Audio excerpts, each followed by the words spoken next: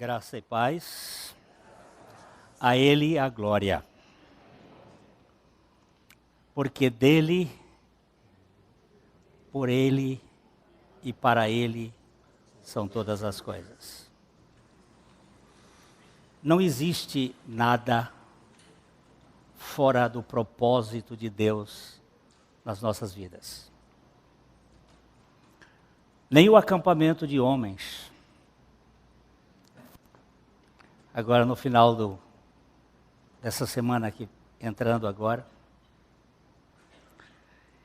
Nem café e fé, nem a sua reunião hoje à noite. Estava andando, já quantas pessoas estão lá no café e fé, perdão, no encontro de homens? 120. Então está fechando o acampamento, né? Já tem mais umas. Mas eu estava andando sexta-feira passada, ali no Zerão, e uma pessoa me parou e disse, me parece que é a pessoa do café e fé. Disse, parece que sim. Ele disse, eu não sou da sua igreja, mas eu quero agradecer a você. Eu digo, então, duas coisas vamos corrigir. Primeiro, eu não tenho igreja. E segundo, você não precisa me agradecer. Você agradece aquele que está fazendo. E aí nós tivemos um papinho ali. Nós somos apenas instrumento nas mãos de Deus. Qualquer um de nós que Deus usa, a glória pertence a Ele. A Ele a glória para sempre. Amém. Eu gosto de fazer às vezes as correções para o meu modo de cantar. Se houver uma possibilidade de corrigir um cântico, eu tenho não um tesouro, mas eu tenho o tesouro. E eu também não tenho Jesus, eu sou de Jesus. Foi Ele que veio me buscar. Nada me falta. Porque nada me falta é que Deus está no comando de todas as coisas. Eu hoje trouxe aqui um livro para estimular aqueles que gostam de coisa boa. O Descortinar do Drama da Redenção, de Scroggie. Primeiro volume já publicado em português, o segundo volume está sendo trabalhado. Mas este homem de Deus do século passado conseguiu, de um modo bem sistemático, sintetizar a palavra de Deus, a Bíblia, como um drama de teatro, que tem as suas partes. Ele fez com que a Bíblia ficasse assim, retratada, mapeada, como o desenvolvimento do propósito da redenção de Deus. A revelação do propósito de Deus. Então ele dividiu a Bíblia, o Antigo e o Novo Testamento, em 2 atos deste drama.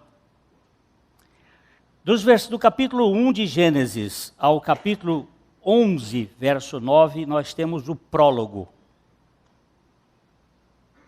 Aquela parte introdutória de todo o drama. Depois nós temos o primeiro ato, de Gênesis 11, 10 até Malaquias 4, 6. E depois nós temos o interlúdio, quando as pessoas vão tomar um cafezinho ou ir ao banheiro para fazer alguma coisa, numa peça de teatro.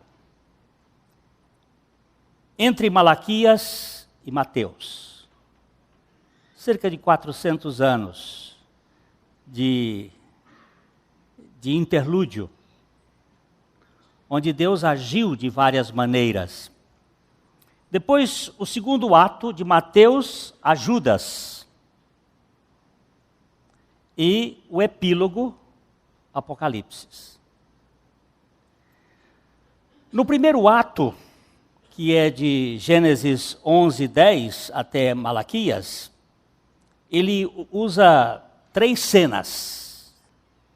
A primeira cena seria a família hebraica na aliança da lei, incorporada na história e na literatura da raça semítica. Então nós temos a família hebraica, de Sem a José.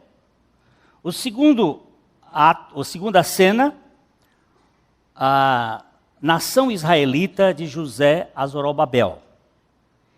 E a terceira cena, a assembleia judaica de Zorobabel a Neemias e os livros proféticos, que é onde nós estamos caminhando dentro deste descortinar do drama da redenção. Onde nós temos a síntese do plano de Deus revelado nas Escrituras para redimir o seu povo. Deus criou o ser humano, mas o homem pecou. E nós entendemos de pecado. Isso aí é uma coisa que nós, pelo menos, sabemos de causa. E nós caímos fora da comunhão com Deus. Deus, todavia, não ficou imobilizado nos seus sentimentos, mas ele veio buscar o ser humano. E a Bíblia expõe esta síntese da busca de Deus pelo seu povo. A história tem uma linha cronológica visível, cá de baixo, que a gente pode marcar as épocas. E tem uma história cairológica. Essa palavra é uma palavra grega, tem cronos, tempo, e kairos, tempo. Só que os dois tempos têm essências diferentes. Um é quantitativo, o outro é qualitativo. O cronos, pelo cronos, eu tenho 70 anos de vida. Pelo kairos, eu estou com 40. Parabéns. Deus te abençoe. Ainda no vigor da juventude. Caleb, aos 80 anos de idade, tinha força de 40. O Kairos é um tempo qualitativo, que pode não estar marcado pelas rugas, pela cronologia. Deus age de maneira diferente. Como é que eu explico isso aqui para mim? No dia de uma explosão de um pé de pêssego, ele flora tudo de uma vez, abre todas as flores, ele fica branco de flor. Em 2, 3 dias ele está completamente florido. Mas entre o primeiro pêssego a amadurecer e o último, leva de 4 a 5 meses. Por que não amadurecem todos ao mesmo tempo? Porque um está mais na ponta do galho, perto da luminosidade, outro está mais dentro, outro está mais embaixo, outro está mais em cima. E de acordo com as funções da sol, chuva, vento, proximidade da terra, há uma diferença que isso faz com que o Cronos obedeça o Kairos. Deus tem uma forma de trabalhar com cada um de nós e com a história. Há um tempo quantitativo e há um tempo qualitativo, controlado sob a perspectiva da soberania de Deus. Ele está agindo em todos os tempos. O que é história? O Lord Oliver Cromwell, que foi um dos políticos mais afamados da Inglaterra no século XVII, disse: a história é nada mais do que a manifestação de Deus. O Dr. Martyn Lloyd-Jones, que também foi um homem de Deus do século passado, um grande pregador do Evangelho, ele disse: a chave para a história do mundo é o reino de Deus. Para que você destranque a historicidade do mundo, você tem que entender a questão do reino de Deus. Moutier, um pensador francês, disse: toda a história da Bíblia existe para contar-nos que a história humana gira em torno da pecaminosidade e não em torno da política. Toda a história do mundo existe, toda a história da Bíblia existe para contar-nos que a história humana gira em torno da pecaminosidade e não em torno da política. Nós precisamos entender a linguagem de Deus na história, que é denominada de profecia. Esta é a forma de Deus falar os acontecimentos da história antes da história dos acontecimentos. Deus fala de algo que ainda não aconteceu, estando plenamente certo que aquilo vai acontecer. Exatamente porque Deus está além, Ele está antes e além do tempo. Ele sabe da narrativa antes da escrita. Por isso, as profecias são sempre muito difíceis de serem compreendidas por uma mente tridimensional. Uma mente que é finita e que só mede 3 dimensões. Possivelmente, espaço e tempo ultrapassem as categorias tridimensionais. Mas isso aqui é assunto de filosofia e não de teologia. Então nós precisamos entender que nem sempre se pode explicar a dimensão da história que Deus está contando com as nossas próprias palavras. Existe em nós, seres humanos, uma resistência, assim, natural, contra as profecias de Deus, desde que Deus resolveu falar por meio proféticos. Eu vou pegar um texto só. Podíamos pegar uma meia dúzia deles. Mas vamos olhar a 2 Crônicas, capítulo 36, os versículos 15 e 16. Vamos dar uma olhadinha nesses dois versículos. 2 Crônicas, 36, 15 e 16.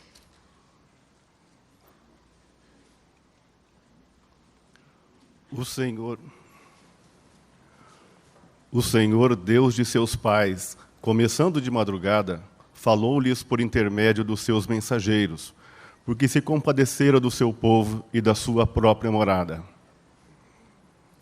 Eles, porém, zombavam dos mensageiros, desprezavam as palavras de Deus e mofavam dos seus profetas, até que subiu a ira do Senhor contra o seu povo, e não houve remédio algum.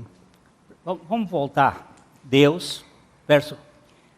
O Senhor, Jeová, Yahvé, Deus de seus pais, Deus de Abraão, de Isaque e de Jacó, começando de madrugada, bem cedo.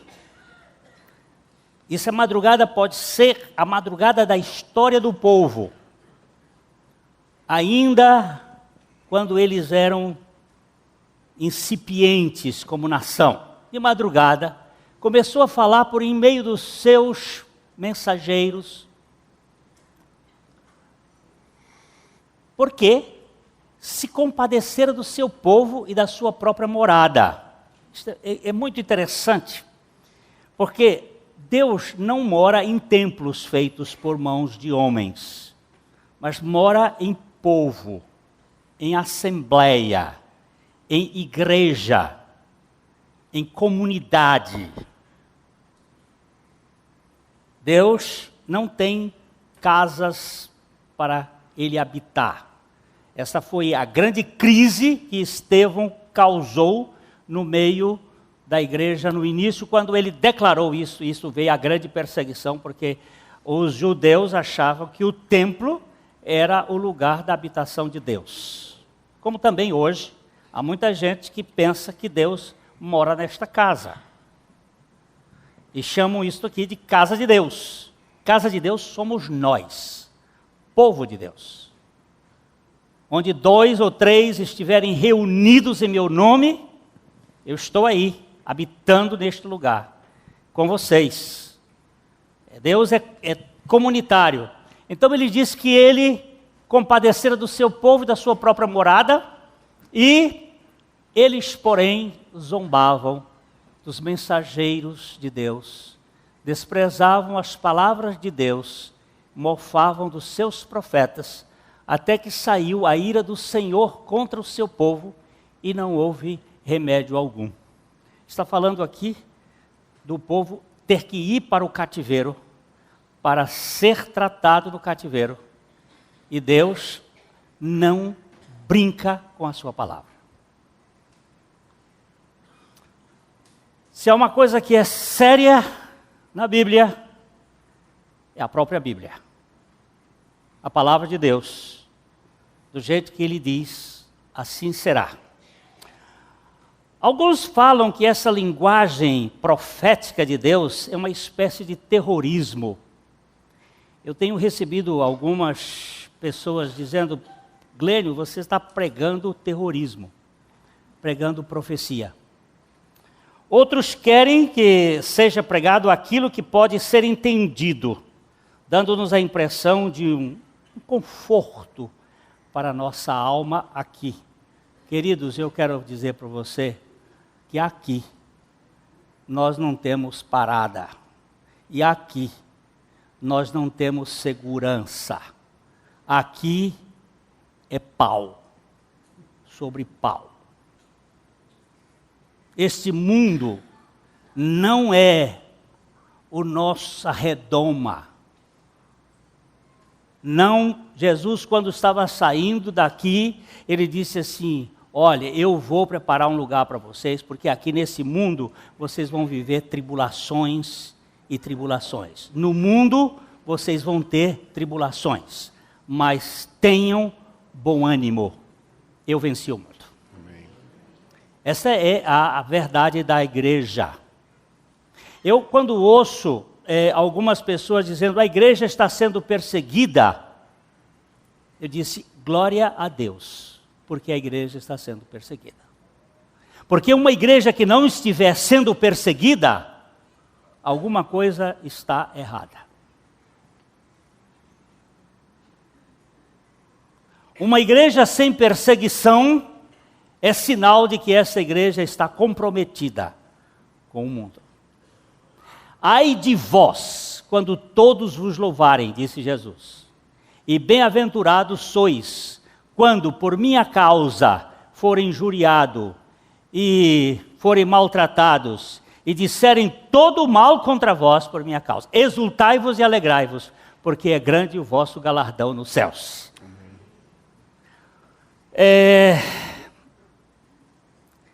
Às vezes a gente prefere ser assim como uma espécie de culto de ninar criança. Eu quero ler esse texto de Ezequiel, capítulo 33, versos 30 e 33. Às vezes a gente quer que a coisa seja assim, bem tipo...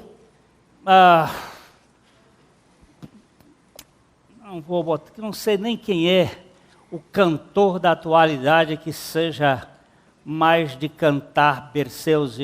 É uma coisa assim de um violãozinho só e aquela cantiga de ninar. Vamos lá. Eu não sei quem é, porque eu não sou desse ramo e estou por fora da realidade. Quanto a ti, ó filho do homem. Deus está falando com Ezequiel, o profeta. Quanto a ti, ó filho do homem, os filhos do teu povo falam de ti junto aos muros e nas portas das casas. Falam um com o outro, cada um a seu irmão, dizendo, vinde, peço-vos, e ouvi qual é a palavra que procede do Senhor. Vamos escutar o profeta falar. Vamos escutar o Glênio falar, vamos escutar o Humberto falar, vamos escutar o Alexandre falar, vamos escutar... Quem? Dagoberto? Júlio? Vamos escutar quem? Quem? Maurício? Vamos escutar quem? Não, mas eles estão dizendo, vamos escutar. Volta lá, volta. Vamos escutar.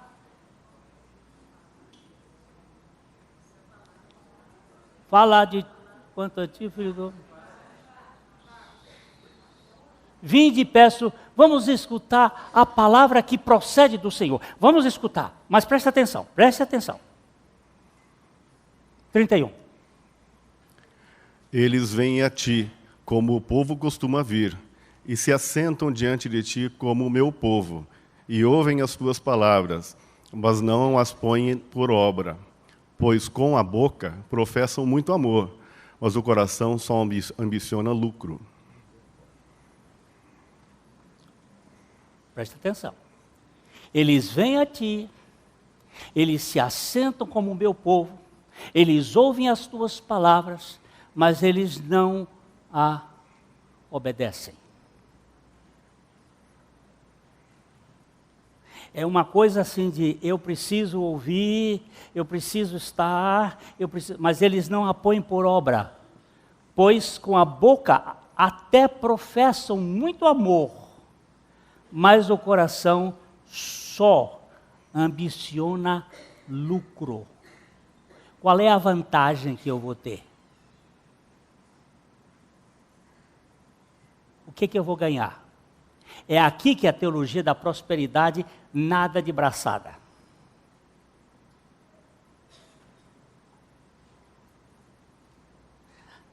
Tem gente decretando e ordenando ao Altíssimo que faça o que Ele quer.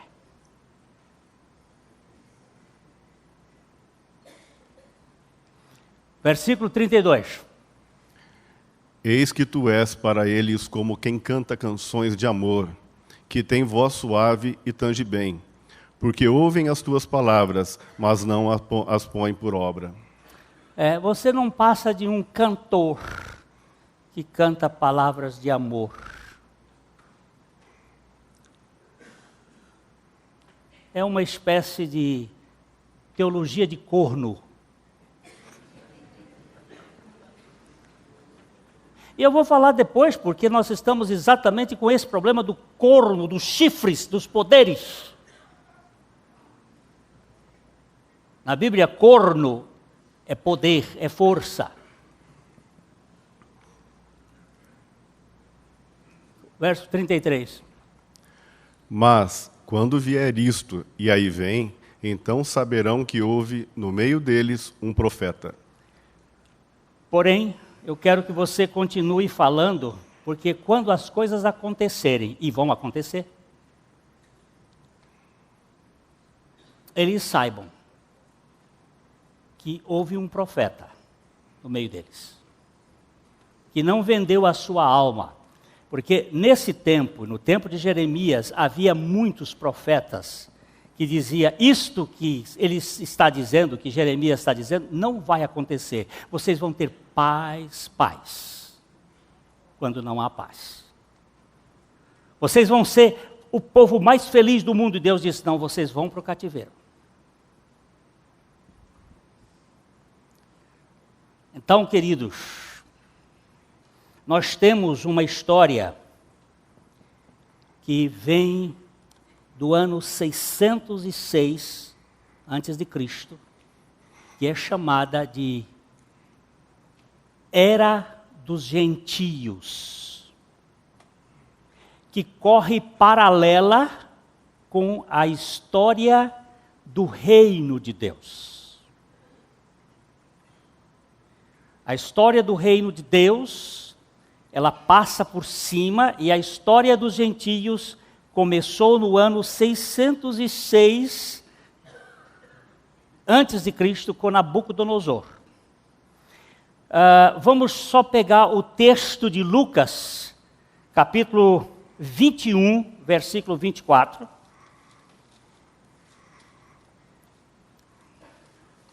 Lucas 21, 24.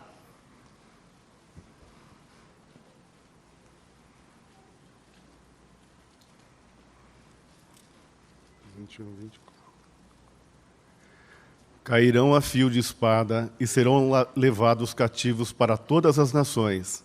E até que os tempos dos gentios se completem, Jerusalém será pisada por eles. Ele está falando que o povo de Israel será destruída em Jerusalém. Jesus está falando isso aqui. Jesus estava falando que o templo e toda aquela beleza, que aquele templo seria destruído, que Jerusalém seria pisoteada. E ele diz aqui, cairão ao fio da espada e serão levados cativos para todas as nações. Eu quero que você que gosta de história, estude a história do povo de Israel a partir do ano 70 da era cristã, quando o general Tito foi e destruiu os muros. E para onde esse povo foi? As migrações desse povo. E o que ele sofreu na face da terra. Ninguém sofreu. Essa é uma das evidências de que Deus existe ao povo de Israel ser protegido no meio dessa crise toda. Eles serão espalhados e cativos em todas as nações até que os tempos dos gentios se completem. Jerusalém será pisada por eles. Esse tempo dos gentios começou no ano 606 a.C. e terminará quando Jesus Cristo voltar. E aí você vai ter a cronologia do tempo dos gentios aqui embaixo, e a cronologia do Kairós de Deus em cima, o tempo de Deus. Agora vamos voltar para o livro de Daniel, capítulo 7. Nós vamos pegar e fazer uma leitura do capítulo 7 e nós vamos dedicar rapidinho a um fato que aconteceu no céu. Vamos começar no versículo 1, porque a Bíblia a gente lê, volta. Essa semana eu li esse capítulo umas 6, 7 vezes, indo e voltando, vendo o que isto quer dizer. E não dá para compreender tudo.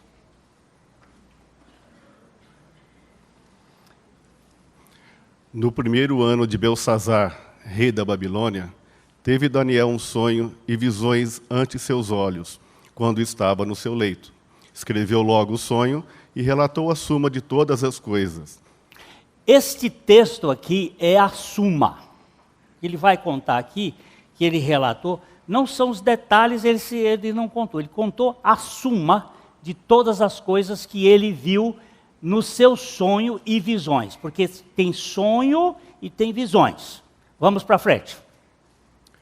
Falou Daniel e disse: Eu estava olhando durante a minha visão da noite, e eis que os 4 ventos do céu agitavam o mar grande. Você já lembram-se que eu falei aqui que os 4 ventos são a forma do agir do céu sobre a terra. E o mar grande, agitava o mar aqui é um símbolo das nações, da multidão dos povos. Já com textos que já foram lidos em outras ocasiões. Versículo 3.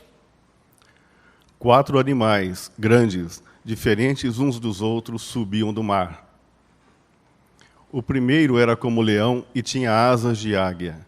Enquanto eu olhava, foram-lhe arrancadas as asas. Foi levantado da terra e posto em 2 pés, como homem. E lhe foi dada a mente de homem.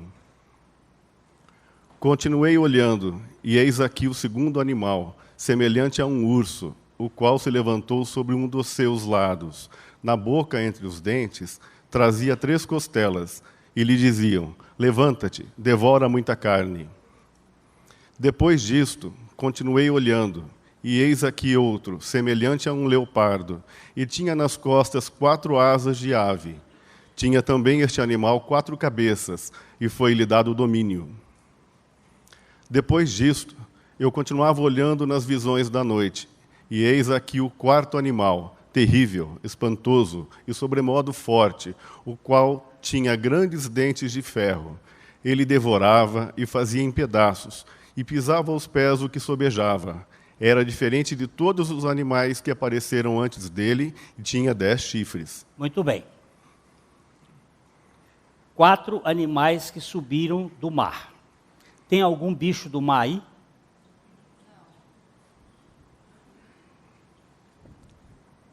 Então, ele está falando, aí não tem polvo, aí não tem tubarão, aí não tem lula,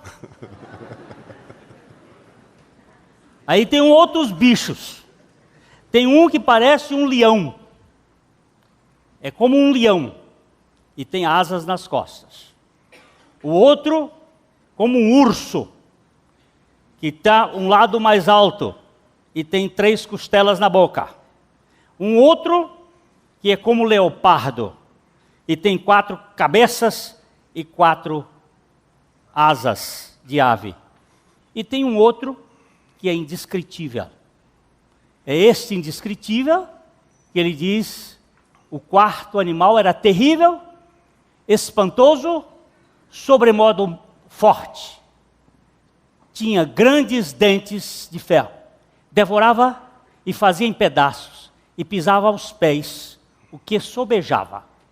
Era diferente de todos os animais que apareceram antes dele, e tinha 10 chifres.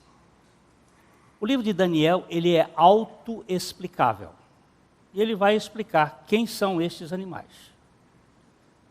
Que são reinos, que são potentados. É o mesmo sonho de Nabucodonosor no capítulo 2. cabeça de ouro, peito de prata, quadris de bronze, pernas de ferro misturado com barro. Cabeça de ouro, leão. Peito de bronze, de prata, urso. Pernas ou quadris de bronze, leopardo. Pernas de ferro, bicho que não se sabe quem é. Um bicho estranho, uma besta, forte, com 10 chifres. Muito bem. São 4 impérios: babilônico, medo-persa, grego, romano. 4 impérios que iam se levantar dos ventos que sopravam para governar este mundo. Aí, você vai verificar em vários pontos que Daniel continuava olhando. E ele ficou muito perplexo com este aqui. Este foi o que gastou mais tempo de Daniel nas visões da noite. Versículo 8. Estando eu a observar os chifres, eis que entre eles subiu outro pequeno, diante do qual 3 dos primeiros chifres foram arrancados. E eis que neste chifre havia olhos, como os de homem, e uma boca que falava com insolência. E ele começa então a descrever que deste animal, ele passou a observar que tinham 10 chifres e que houve um chifre pequeno que destruiu 3 e que este olho pequeno tinha 2 coisas que lhe chamaram a atenção: olhos como de homem e boca de insolência. E falava coisas contra o Altíssimo. Controle. Eu estava na Bolívia. E quando eu viajo, eu costumo desligar o telefone quando eu estou pregando, e lá não tem jeito da gente estar conversando com ninguém. Quando eu cheguei no hotel, eu liguei o telefone para fazer Wi-Fi, fazer as comunicações. De repente, uma pessoa do Rio de Janeiro entra e diz assim: o que você está fazendo aí na Bolívia? Eu disse: ô guru, como é que você sabe que eu estou na Bolívia? Ele disse: aqui no seu telefone. Eu disse: escuta, como é que você sabe disso? Ele disse: você não tem mais privacidade, querido. Aonde você estiver, eu sei onde você está.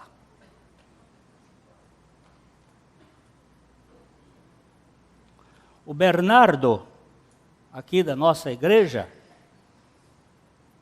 ele viajou para Curitiba algumas vezes, depois ele pegou o seu celular, até os lugares onde ele parou para comer sanduíche, estava marcado o tempo que ele ficou. Você não tem mais privacidade. Se você entrar no banheiro com o telefone, até o som é captado. Acabou o tempo da privacidade. Olho que vê tudo. O olho que está controlando cada detalhe da sua vida.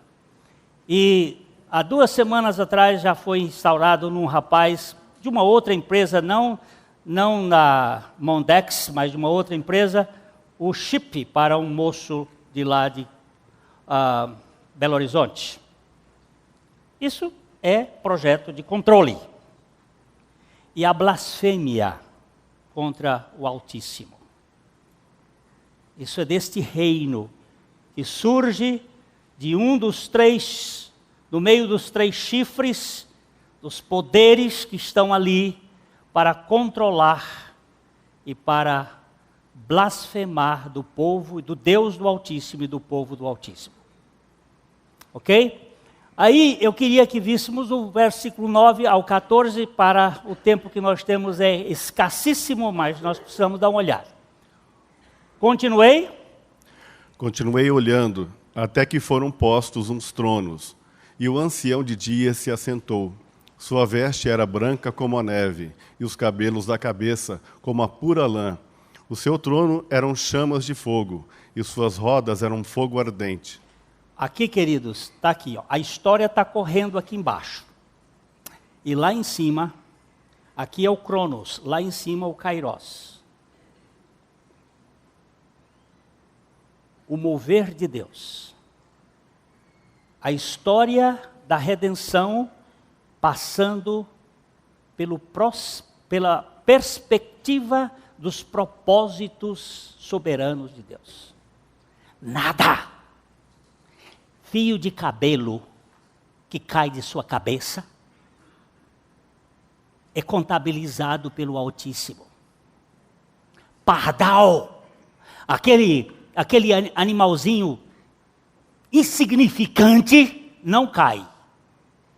Você acha que Deus não sabe de tudo? Quando nós estivermos olhando aqui os livros que vai aparecer ali, não fique, olha, se meu telefone me conta tudo,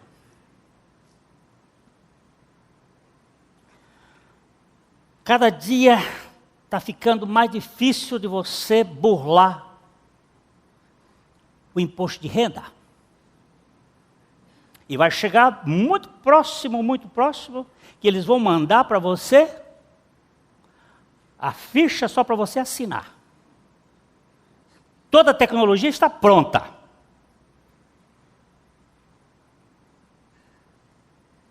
E não adianta ter caixa 2. O negócio está caminhando rapidinho para isto acontecer. E controle, e nós vamos ficar aí. Mas lá em cima está acontecendo uma coisa. Olha só, tem um ancião de dias. Esta é a única forma que Daniel teve para descrever o Altíssimo. Porque nós não podemos descrever Deus. Quando nós cantamos ainda há pouco, nós vimos, porque dele, por ele, para ele são todas as coisas. Ó profundidade, quão inescrutáveis são os seus caminhos. Não dá para você descrever. E aí ele diz que este Altíssimo, cabelos brancos, puro como a lã, ele está sentado em fogo e as rodas ardentes. Aí isso mostra uma coisa extraordinária do caráter de Deus, que Deus é santo, Ele é santíssimo. Hebreus capítulo 12, verso 29. O trono está refletindo essa santidade de Deus, que é absoluta. Ele é chamado de fogo consumidor. Pureza, santidade. Porque o nosso Deus é fogo consumidor. Como é que você e eu, imundos, pecadores, podemos participar deste reino?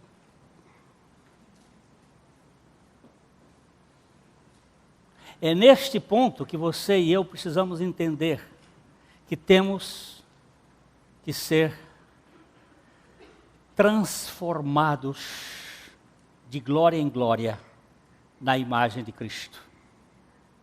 E é aqui que você entende por que existe a obra de Cristo fazendo novas todas as coisas. Essa semana eu fui visitar alguém que estava na CTI, e quando eu estava entrando lá, tinha um médico lavando, limpando, passando, e limpando, e limpando, e limpando. Porque a gente vem de fora e tem que limpar bem a mão e passar. E o doutor ali, quando vai fazer uma cirurgia, É uma vez, é 2 vezes, é 3 vezes, é 4 vezes, e ainda tem bactéria que fica. Você imagina esse traste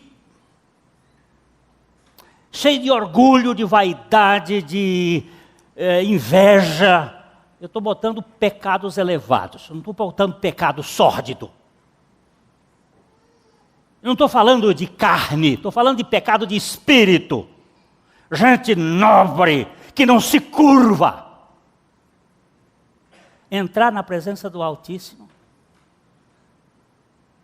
não dá. Por isso, Jesus Cristo veio para nos crucificar. Porque nós, só em pensar, já pecamos. Por isso que Jesus disse assim, não é quando você vai para o motel, é quando você deseja no seu coração.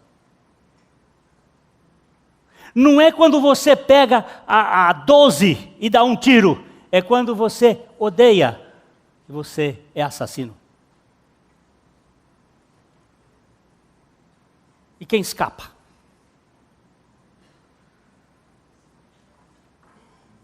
Então precisamos ser trocados, substituídos. Deus tem que nos mandar fora desse campo e colocar Cristo em nós. Porque se Jesus não for a nossa redenção, como é que nós vamos entrar na presença do Pai? Não tem jeito. Se alguém não nascer de novo, não pode ver o reino de Deus. Domingo passado eu comecei a contar a história da minha mãe e não terminei a história. Ela era uma mulher nobre, religiosa, bonitinha nas coisas de Deus, mas ela fazia uma oração que eu não entendia. Sempre ela fez essa oração. Pai, livra-me de mim. Pai, livra-me de mim. Pai, livra-me de mim. Eu, como menino, ouvi minha mãe orar isto. E um dia Deus resolveu livrar ela dela. E foi quando o pastor Abuchaim pregou lá, e ele pregando nesse texto, se alguém não nascer de novo, não pode ver o reino de Deus. Não pode. Não pode. E aquele não pode grudou nela. E ela foi para o altar que ela construiu lá na fazenda, de pedra, com as suas mãos, e se prostrou na madrugada e disse, tu disseste na tua palavra que não pode. E eu não posso crer se tu não me deres fé para crer. E o milagre da graça aconteceu.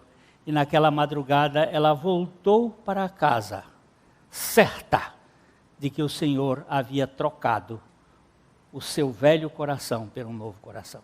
Minha mãe foi uma outra pessoa.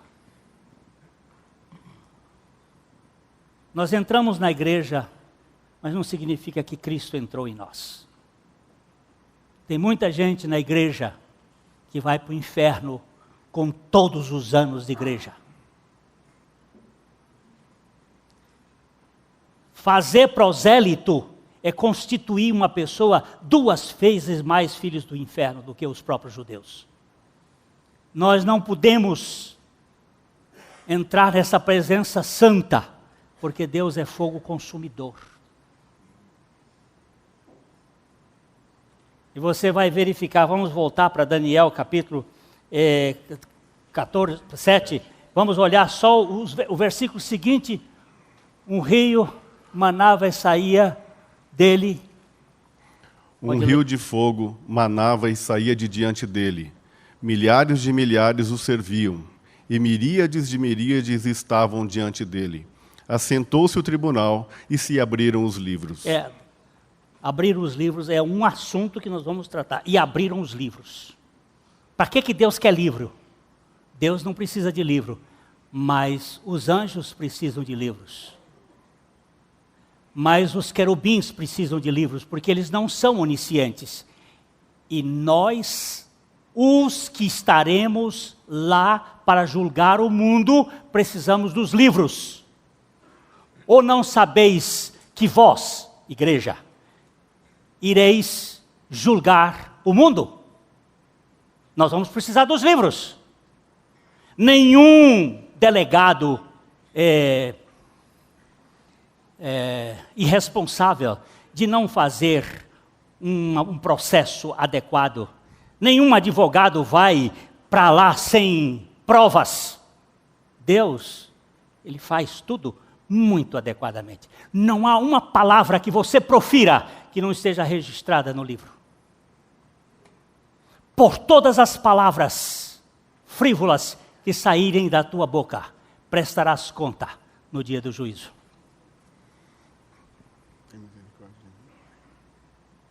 Eu preciso de um advogado muito bom. Graças a Deus, porque Jesus Cristo é o nosso advogado. E não somente nosso, mas do mundo inteiro. Eu preciso desse advogado. Eu fui falar essa semana na aniversário do escritório da doutora Zélia, que é uma advogada muito representativa aqui na cidade. Ela me deu uma oportunidade de dar um testemunho, disse: doutora Zélia, a senhora é uma advogada de muito nome nesta cidade, mas há uma advocacia que a senhora não pode fazer. É a advocacia em seu próprio direito. A senhora é incompetente, como é incompetente qualquer advogado. Somente Jesus Cristo pode entrar nessa causa e assumir a nossa causa, e assumir o nosso crime, e pagar a conta, e nos redimir de toda a culpa. Só Ele pode fazer isso. Nenhum de nós pode.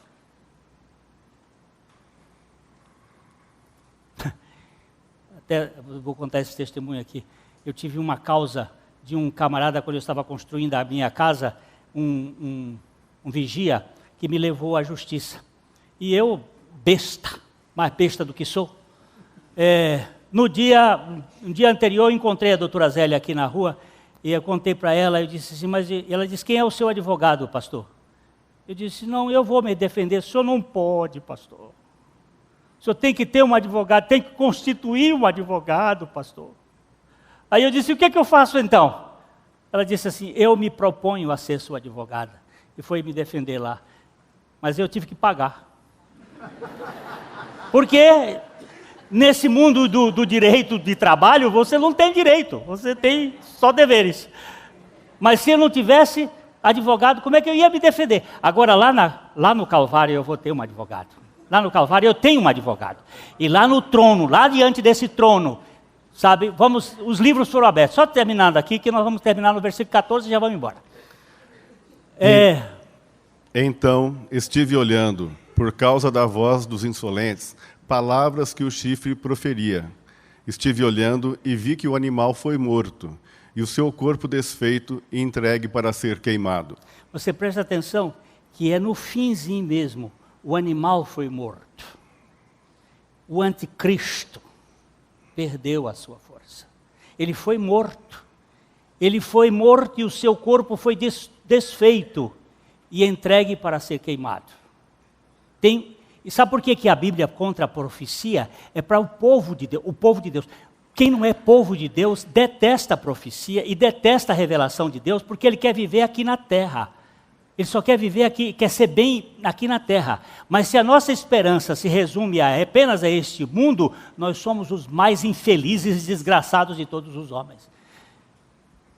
A minha felicidade é que isso aqui é passageiro.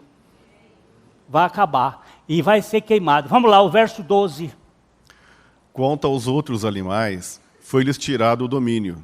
Todavia, foi-lhes dada a prolongação de vida por um prazo e um tempo. Eles tiveram ainda, esses outros, na filosofia, no direito, ainda teve um tempo. Verso 13. Eu estava olhando nas minhas visões da noite, e eis que vinha com as nuvens do céu, como um filho do homem, e dirigiu-se ao ancião de dias, e o fizeram chegar até ele. Ah, agora aqui chegou. E quando eu estava, essa é a frase mais preciosa do Velho Testamento.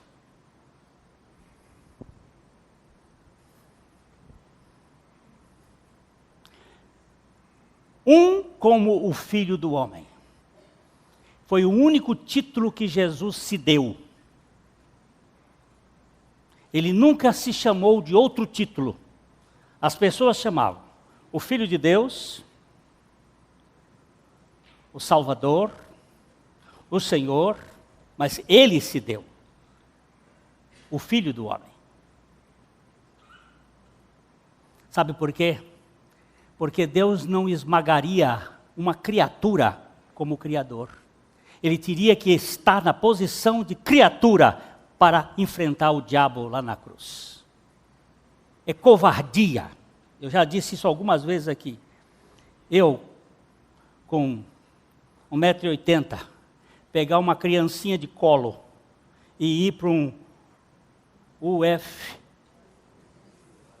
fight, como é que chama aquilo? UFC. Tem coragem de fazer um negócio desse? Você acha que um Deus todo-poderoso pegar Satanás e ir lutar com ele?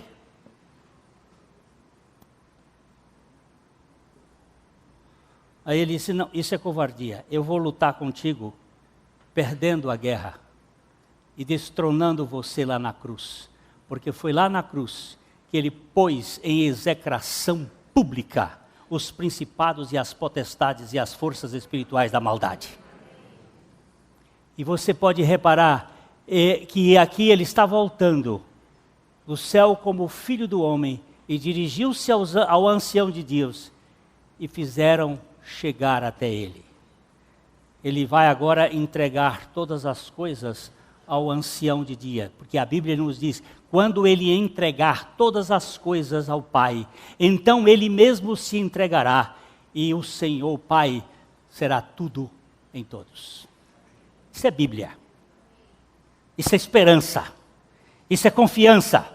E o verso 14, para a gente terminar aqui, Foi-lhe dado o domínio e glória e o reino, para que os povos, nações e homens de todas as línguas o servissem.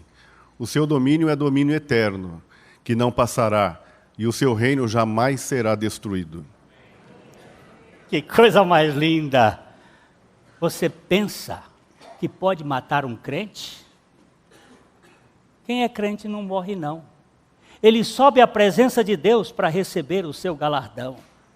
Você está pensando que o Senhor Jesus vai ficar prisioneiro da morte e do pecado? Não, foi-lhe dado o domínio, a glória, o reino, para que os povos, nações e homens de todas as línguas o servissem. O seu domínio é o quê?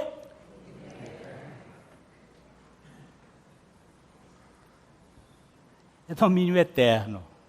Não é domínio que passa. Não acabou. Não ficou aí. É domínio eterno que não passará e o seu reino jamais será destruído. Aqui está correndo o Kairós de Deus. Aqui está correndo o Cronos da história. Aqui passou Babilônia, entrou Medo-Persa. Passou o Medo-Persa, entrou Grécia. Passou a Grécia, entrou Roma. Roma não passou, mas ela foi desmiolada, foi destruída.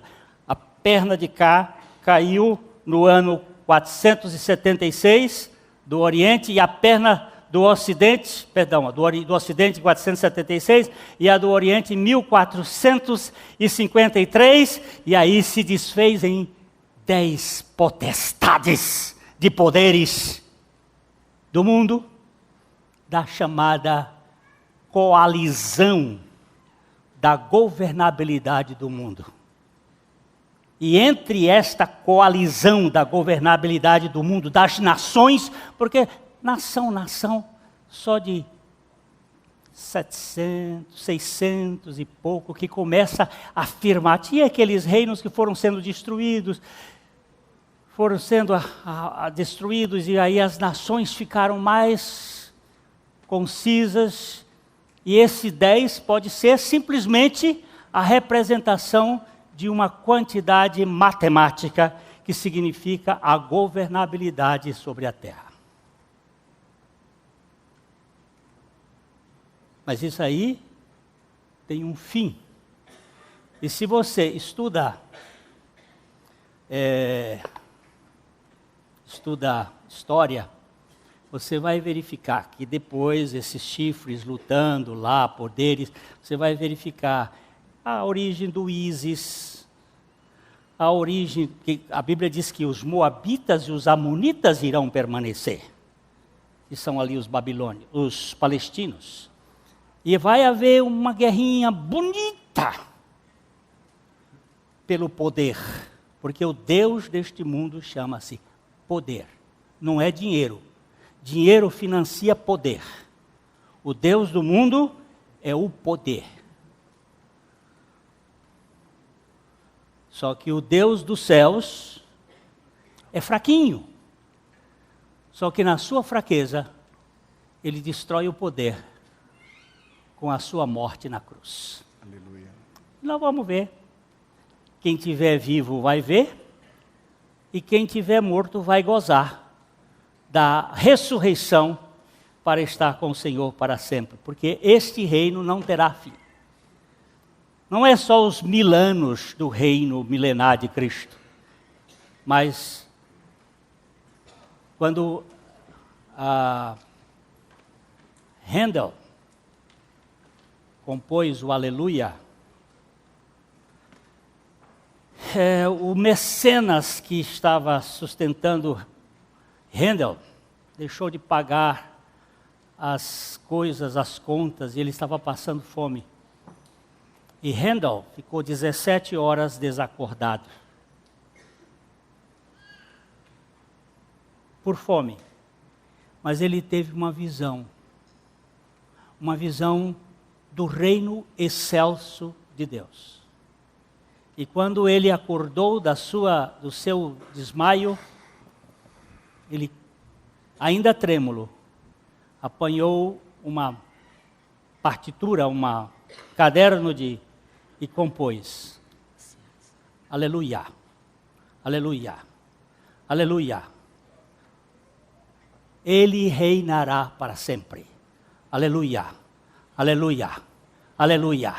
E para sempre reinará. Aleluia, aleluia, aleluia.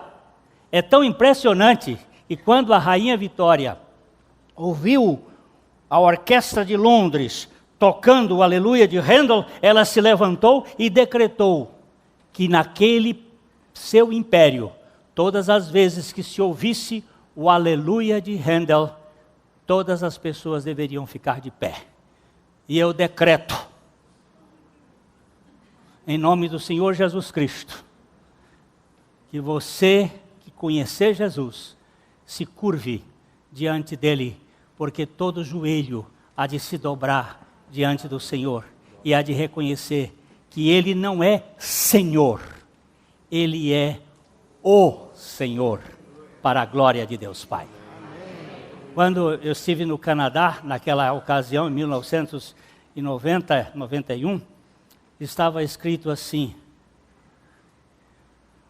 Jesus is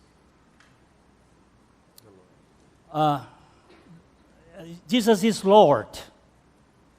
E embaixo dizia assim: Luci is the Lord. Jesus is Lord. Jesus é Senhor. E Luci, sabe quem é Luci? Lucifer.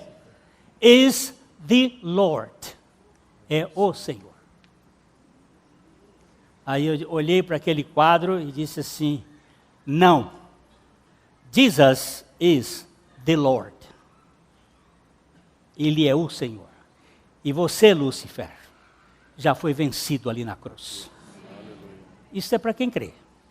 Quem não crê vai ficar do lado de Albert Pike e de Giuseppe Mancini, usando o futebol para que as pessoas no domingo não estejam na igreja, mas estejam no templo futebolístico para assistirem o espetáculo do homem.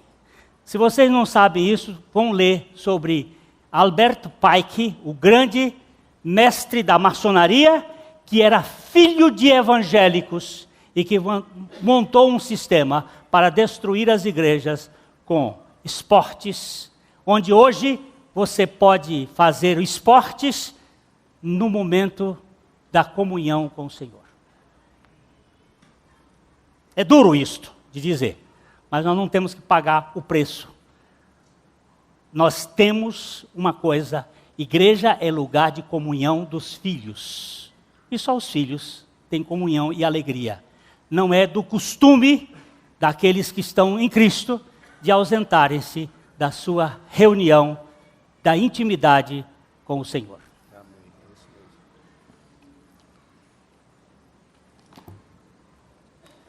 Não esqueça, esse livro aqui vale ouro, viu? O descortinar do drama da redenção. Vale ouro.